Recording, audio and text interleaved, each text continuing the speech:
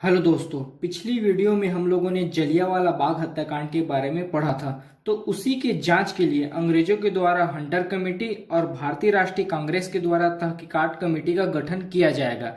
तो इस वीडियो में हम लोग हंटर कमेटी और तहकीकात कमेटी के बारे में पढ़ेंगे। तो चलिए स्टार्ट करते हैं। हंटर कमेटी, देखिए, अंग्रेजों के द्वारा गठन किया गया था हंटर कमेटी का 1 अक्टूबर 1919 को, और हंटर कमेटी अपना रिपोर्ट प्रस्तुत करेगी मार्च 1919 में। इसका गठन किया गया था अंग्रेजों के द्वारा 1 अक्टूबर 1919 को, और इसका रिपोर्ट प्रस्तुत होगा मार्च 1919 को। और हंटर कमेटी का अध्यक्ष बनाया गया था लॉर्ड हंटर को, और इन्हीं के नाम पे रखा गया था हंटर कमेटी। देखिए, इसका उद्देश्य था जलियांवाला बाग हत्याकांड की जांच करना। हंटर कमेटी का उद्देश्य था जलियांवाला बाग हत्याकांड की जांच करना, और इसमें सदस्यों की संख्या थी 8। देखिए, इसमें सदस्यों की संख्या थी 8, जिसमें से 5 सदस्य अंग्रेज थे और 3 सदस्य भारतीय थे।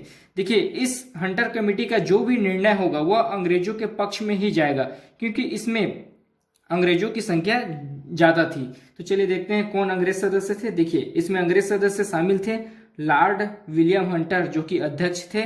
उसके बाद थे WF राइस, फिर थे जस्टिस रैस्किन, फिर थे T स्मिथ, फिर लास्ट 5वें नंबर के सदस्य जॉर्ज बैरो। उसके बाद भारतीय सदस्य थे चिम्मरलाल सीतलवाड़ा, फिर थे पंडित जगत नारायण, और तीसरे सदस्य थे साहबजादा सुल्तान खान। तो ये भारतीय सदस्य हंटर कमेटी में शामिल थे। जब हंटर कमेटी मार्च 1919 में अपना रिपोर्ट प्रस्तुत करेगी, तो इस रिपोर्ट में कहा गया कि गोली चलाना अति आवश्यक था। यह इस रिपोर्ट में प्रस्तुत किया गया। लेकिन इस कमेटी का विश्वव्यापी निंदा हुआ, जिसके कारण जो जनरल ओ डायर है, यह उस समय पंजाब के गवर्नर थे, और इसी ने ही, जनरल ओ डायर ने ही आदेश दिया था जनरल आर डायर को जलियांवाला बाग में पहुंचकर कार्यवाही करने का। और general R Dyer Jallianwala Bagh में पहुंचकर वहां जो निहत्थे आंदोलनकारी थे उन पर 10 मिनट तक 1650 राउंड फायरिंग करते हैं, जिसमें बहुत सारे आंदोलनकारी मारे जाते हैं। तो इन दोनों पर क्या कार्यवाही, ये देखते हैं। देखिए, जनरल ओ डायर को निर्दोष पाया गया, हंटर कमेटी के द्वारा इन्हें निर्दोष पाया गया, और जनरल रेजिनाल्ड डायर को विश्वव्यापी निंदा के कारण बर्खास्त कर दिया गया।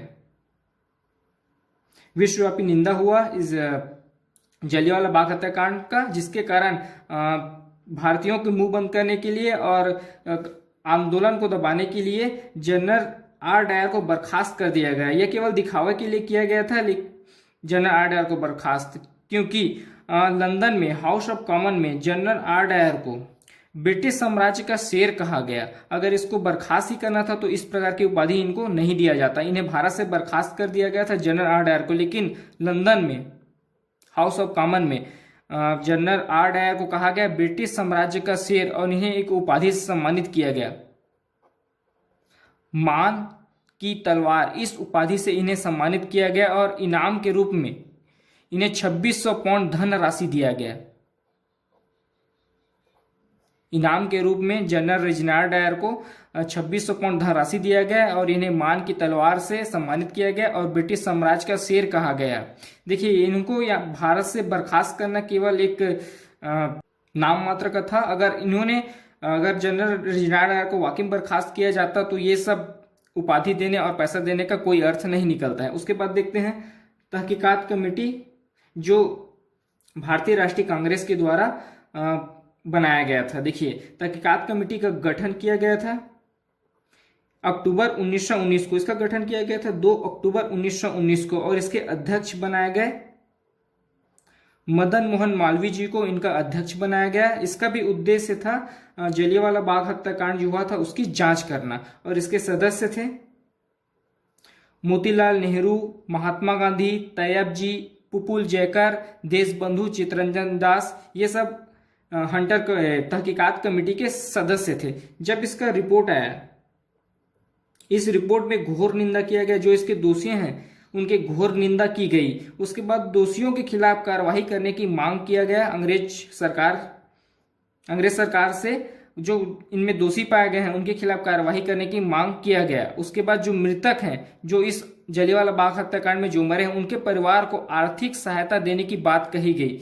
लेकिन अंग्रेज ने इनमें से कोई भी कदम नहीं उठाया। उसके बाद महात्मा गांधी अंग्रेजों से असंतोष होकर असहयोग आंदोलन स्टार्ट करेंगे जलियांवाला बाग हत्याकांड के बाद। तो ये थी हंटर कमेटी और तहकीकात कमेटी जलियांवाला बाग हत्याकांड के बाद। चलिए एक बार और देखते हैं। देखिए हंटर कमेटी अंग्रेजों के द्वारा गठन किया गया था। हंटर कमेटी का 1 अक्टूबर 1919 को यह अपना रिपोर्ट प्रस्तुत करेगी मार्च 1919 में। इसका अध्यक्ष बनाया गया लॉर्ड हंटर को और इसका उद्देश्य था जलियांवाला बाग हत्याकांड की जांच करना। इसमें सदस्यों की संख्या थी 8, जिसमें से 5 सदस्य थे अंग्रेज और 3 सदस्य थे भारतीय। चूंकि इसमें अंग्रेजों का सदस्यता इसलिए ज्यादा रखा गया था क्योंकि जो भी निर्णय हो वह अंग्रेज के पक्ष में ही जाए, इसी कारण इसमें अंग्रेजों की संख्या ज्यादा थी। फिर देखते हैं अंग्रेज सदस्य थे इसमें Lord William Hunter, WF Rice, justice Ruskin, T Smith, George Barrow, ये अंग्रेज सदस्य इसमें शामिल थे। उसके बाद भारतीय सदस्य देखते हैं।